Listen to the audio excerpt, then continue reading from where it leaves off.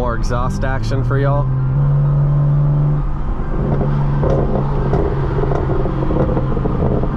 Listen, I love the crackles and pops.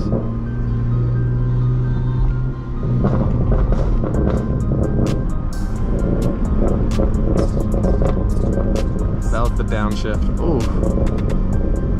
What's going on, guys? Welcome back to the channel. In today's video, I'm going to be doing a POV driving video for all of you. I feel like I've done a ton of modifications and upgrades just in the last year alone, and I've never really done a dedicated driving video for y'all. So we're gonna go ahead, power everything up, and I'll show you guys everything I have done to the E92 and take you guys along for the ride. And so here, you guys already know about this. We have our new M4 style key fob that we just retrofitted on to our E92. So let's go ahead and hop in. I do have my trim removed because I'm actually restoring it right now, so don't pay any mind to that. And that is the interior. Oh my God, it's baking in here. It is a sauna. Pro about having a black interior is it looks great, but also it gets extremely freaking hot. It's like a pressure cooker. So let's go ahead, sit inside, and now we don't have to insert our key into the ignition anymore with the new M4 style key fob. So we'll put that off to the side and start everything up. And I've really done so much to my BMW's interior since I've got it. I feel like it's almost at peak BMW. Like, this is what I dreamt of when I first bought my E92. A clean, sport-oriented interior that looks extremely modern. The carbon fiber all throughout, my touchscreen CarPlay unit here, my digital dashboard, everything has just really came together, and I love the way that my E92 interior looks. So let's go ahead, go out on a drive, and hopefully we hear some nice exhaust notes, some crackles and pops, and let's go. First things first, we did fix this, thank God, because I bought some new fixes, aftermarket ones. Let's go ahead and buckle up. Say hi to Fred, guys. There's my E90 sitting right there. Oh God, dude, it is so hot in Texas. My steering wheel's burning.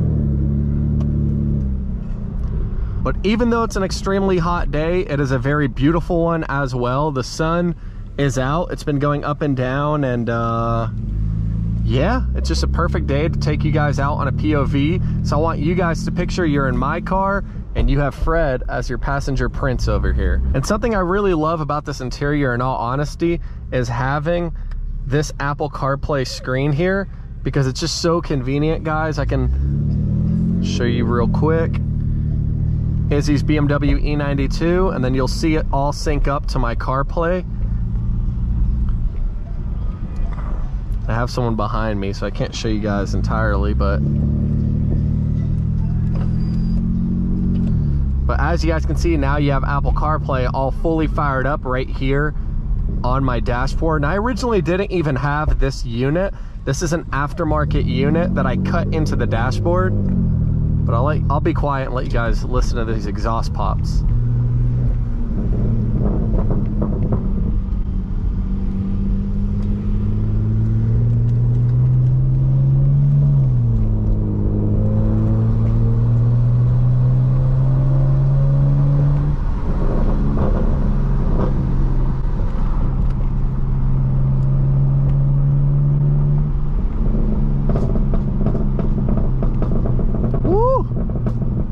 That's all from a 328i exhaust.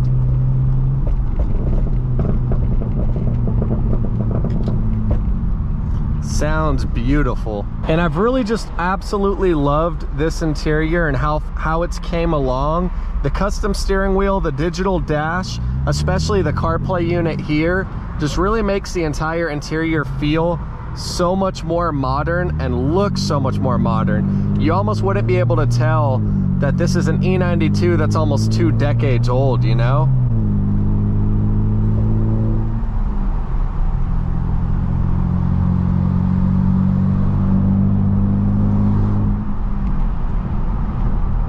Some more exhaust action for y'all.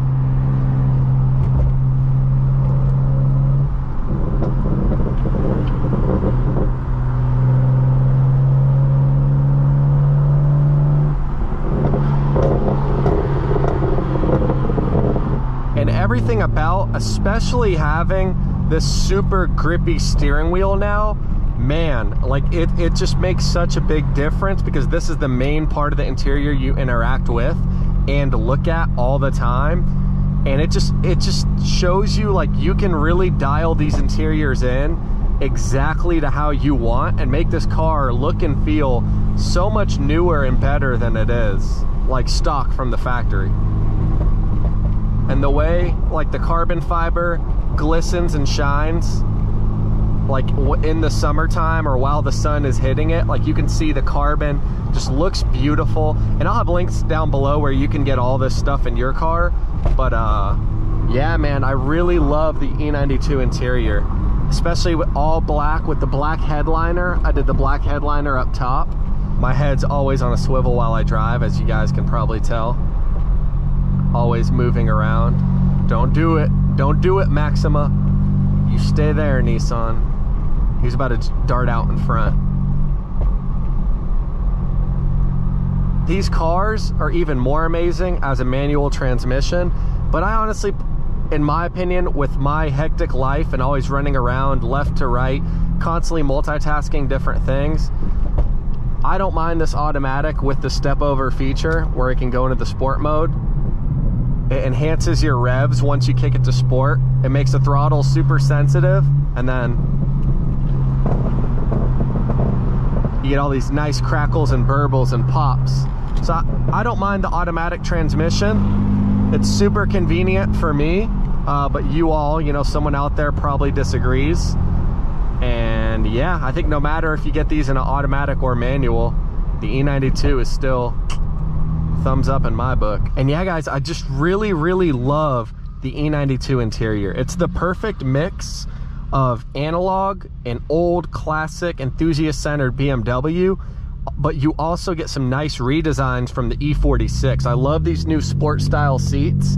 And with the E92, or the whole E9X generation, the E90, E92, E93, the thing I love the most about these interiors is the aftermarket options are endless. The E46 is pretty tapped out in terms of, like, certain things are not compatible, but with the E9X, I mean, you have a whole digital gauge cluster up front right here.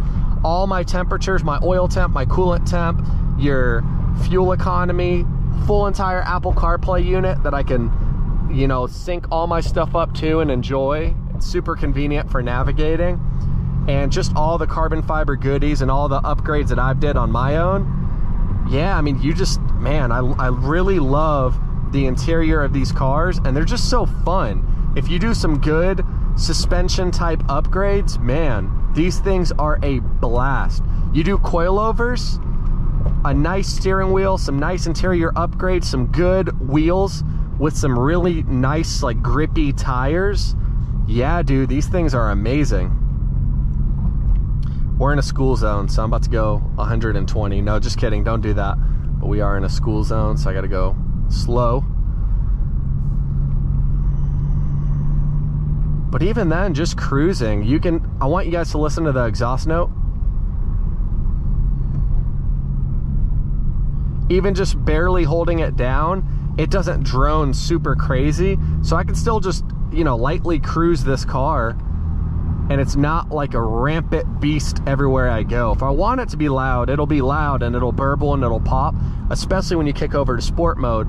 But you can just cruise in this thing and it's still, like, fun, and it's still doable, it's still manageable. It's not wicked loud, and for that reason, you gotta love, yeah, I love this build so far.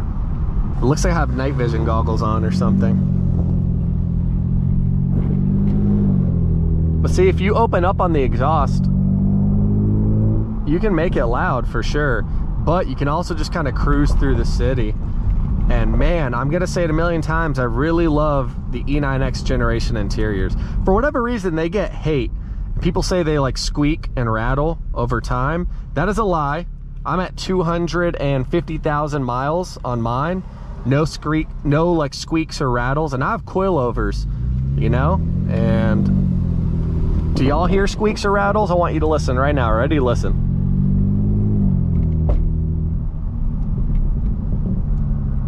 I'll answer that for you. No. So I don't know why the E9X generation gets hate for the interior. People are, oh, the E46 is so much more superior.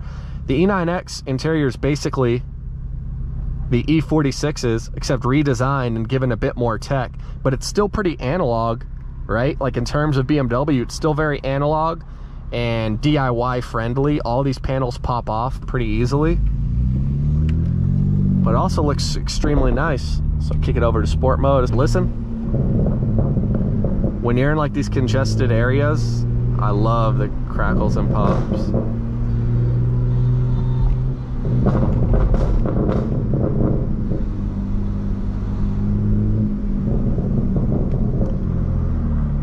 Jesus Christ, dude, that was loud. Sounds like I'm shooting an AK-47 out of my window. But the exhaust pops really are crazy loud, guys.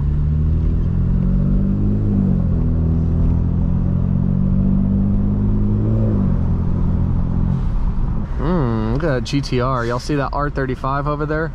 The dark blue one? 'Tis a beautiful piece of work. What do y'all think of the GTRs, like the R35 ones? So I'll say I had a buddy who owned one. It was fully stage 2. You can see it right over there, the blue one. But my buddy had a white one that was fully stage 2, and he took me out on a few wicked drives, and his was crazy fast. But I will say the interior is lacking. I mean, it is a Nissan, duh, but we're talking like this thing was built like a 350Z, or more like a 370Z, but it was wicked fast, given that it was twin turboed and he had it stage 2 and did all this other stuff. So, but yeah, the interior was not great, I will say that much.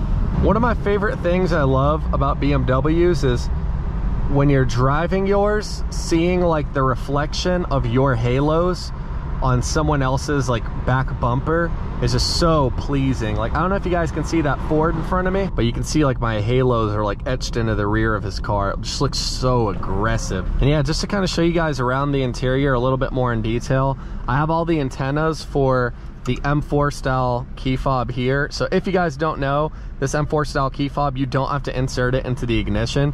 You could just operate the whole vehicle, and you don't need comfort access or any of those features built in. This all gives it to you right here. It's pretty great. Link down below. So we have that F30 style shifter. We have aftermarket CarPlay unit, all the carbon fiber trim. Fred's the most important thing in the whole interior, but realistically, the push start button, the digital dash, the custom steering wheel, the emblems. This whole interior actually is from a 2012 or 2013 335i coupe. I forget which one it was. I think it was a 2012. But 335i coupe, this all came out of. It was an M Sport model, and I got it off like Facebook Marketplace. I found a guy who owned a junkyard, and I shot him an offer. I was like, hey man, I'll give you $500 for the full interior. And I spent like 26 hours straight removing my old gray interior, which the gray interior was disgusting. And then I installed this all black interior from a 335i. It's perfect condition. It only had like 50,000 miles on the dash. It got in a wreck though. And so because of that, this interior is like pristine. Yeah, guys, you never know. Shoot your shot. If you come down to like Facebook Marketplace, shoot your shot. And you never know what you'll come across. All right. This is Death Alley right here.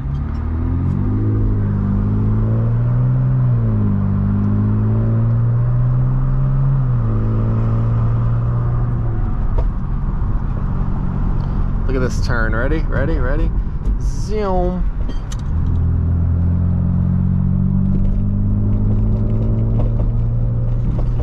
Some more exhaust action.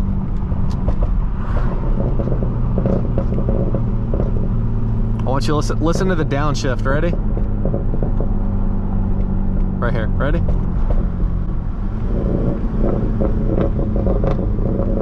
That was the downshift. Ooh.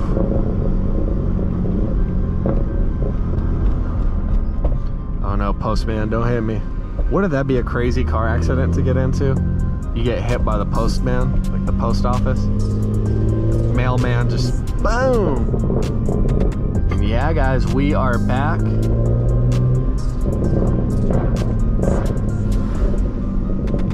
Back home, baby. I just really wanted to show you guys the interior angle of everything, how everything flows. It really is, I feel like, so well put together now. All the black carbon and the red accents all across the interior. So our red stitching, striping, the push start, everything really ties together, especially with Fred in there. And yeah, that's all I really wanted to do, was show you guys a POV of what it's like to kind of hop in the car and drive. And this is just a starting one. So the next POV I do will be way better quality, will be a longer drive. We'll go to more places together, and I'll show you guys more about the car overall, but I really wanted to at least show you at least the basic level of what it's like to just hop in my specific E92 and take it out on a drive. But we'll do more POVs here in the future. But thanks for tuning in. Catch you all in the next one.